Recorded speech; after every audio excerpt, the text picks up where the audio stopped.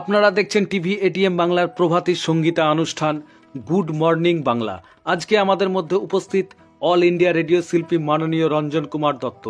তিনার গান তো আজ শোনাবো, তার আগে শুনে নিন তিনার কিছু কথা। এই আনন্দ আশ্রমে একটা সুন্দর প্ল্যাটফর্ম আমাদের হরিয়ারপাড়াবাসী বা সমগ্র মানুষের জন্য আশিস সাহেব দিয়েছেন, সেই সম্পর্কে আপনি কি জানাচ্ছেন? আমি কি বলবো, আমাদের আনন্দ আশ্রমের জন্য আনন্দ আর ধরে না। আমরা যারা সুরের ভক্ত, যারা সুরে সবসময় মিশে থাকি, ভালোবাসি, তাদের জন্য এত বড় একটা, আমি এটাকে পীঠস্থানই বলবো, এটা আমাদের একটা বড় পাওনা। তাই আমাদের পক্ষ থেকে আমাদের শ্রদ্ধেয় আইসি সাহেবকে সাধুবাদ জানাই এবং ধন্যবাদ দিয়ে ছোট করবো না। তিনি যেন আমাদের সঙ্গে এইভাবে থেকে আরও আমাদের জন্য কিছু করে দিতে পারেন, তার জন্য ভগবানের কাছে প্রার্থনা করি।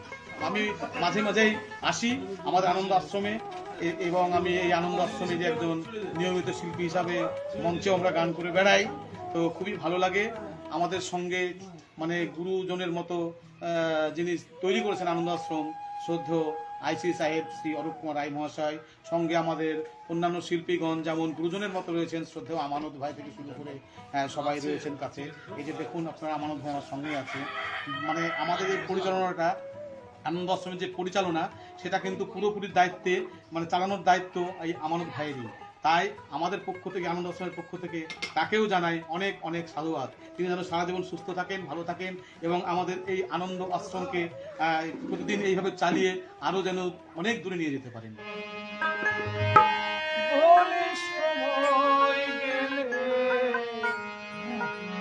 সময় গেলে